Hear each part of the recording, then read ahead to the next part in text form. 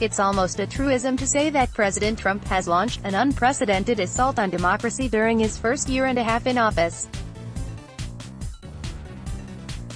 Each new instance of norm-breaking holds new perils that Democrats and Republicans, whether they say it out loud or not, know will damage the foundations of American government and society. A who's who of veteran White House and Department of Justice officials, federal judges, and members of the news media weighed in on democratic institutions and norms in the Trump era at a recent Georgetown University Law Center Democracy in the Balance forum. Although most participants at the event expressed guarded optimism about a post-Trump future, they also registered deep unease about the continuing threats to a free press, the rule of law, and an independent judiciary. The Justice Department has been a primary target of some of Trump's most blatant violations of American democratic norms. From his relentless public attacks on individual officials to his private interactions with former FBI Director James Comey and provocative comments about the pending investigations into Russian meddling in the 2016 election, the president has repeatedly breached the firewall between the White House and Justice Department. Don Verrilli, President Obama's Solicitor General from 2011 to 2016, noted that the danger of an administration using the Justice Department to punish its enemies or shield its allies was the great lesson of Watergate. That's dangerous enough, a power when left unchecked and unconstrained on its own. Verrilli continued. But what about a situation where the President of the United States and those around him are directing the use of that awesome power for their own ends? Verrilli and others took solace in the fact that while Trump has certainly bent norms, he has not completely broken them, pointing to the continuing special counsel investigation as an example of the Justice Department's willingness to fight to preserve its prerogatives.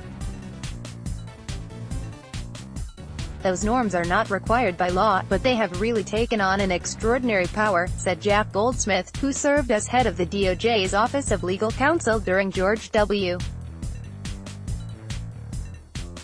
Bush's presidency. President Trump is utterly indifferent to those norms, but his political appointees in the Justice Department are not.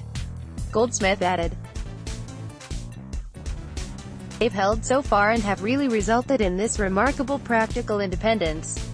Goldsmith also noted whether there will be a return to stability after Trump depends on who the next president is, but he suspects there will be a renewed appreciation of these norms.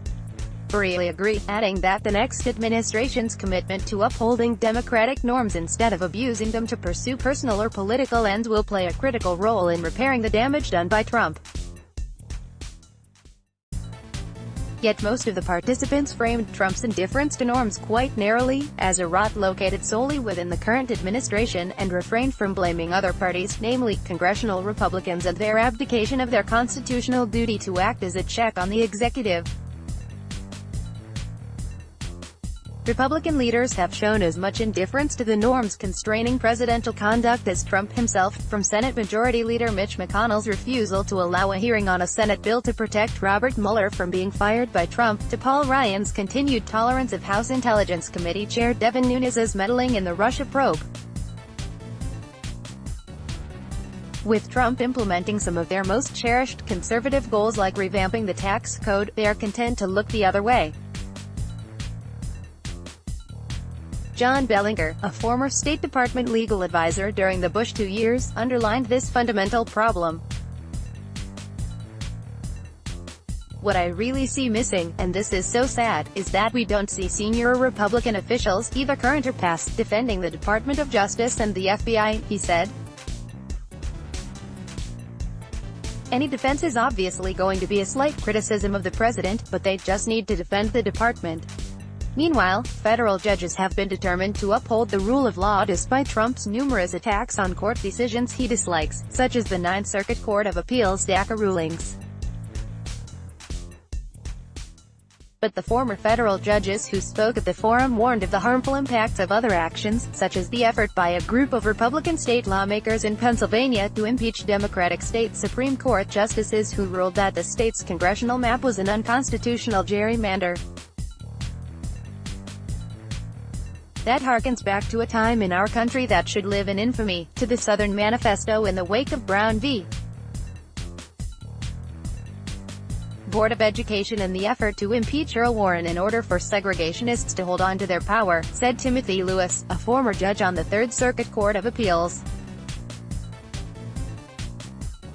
Lewis also noted that when McConnell denied Merrick Garland, Obama's Supreme Court nominee, the courtesy of a hearing in 2016, that reflected something different about values and respect for traditions and norms by the Republican-controlled U.S. Senate. There is also a sinister, something different, on the conservative side of the media landscape, said MSNBC's Nicole Wallace. Rejecting the suggestion that MSNBC and Fox News are two sides of the same coin, Wallace, who served as White House communications director during the Bush II presidency, said flatly that this is on Republicans. The idea that they're the same is not true. One side is inciting violence against the FBI, is spreading lies on behalf of the president, and is really echoing what Vladimir Putin is saying about America and foreign policy, Wallace said. The other side has to put all their scripts through standards, isn't asymmetrical advantage.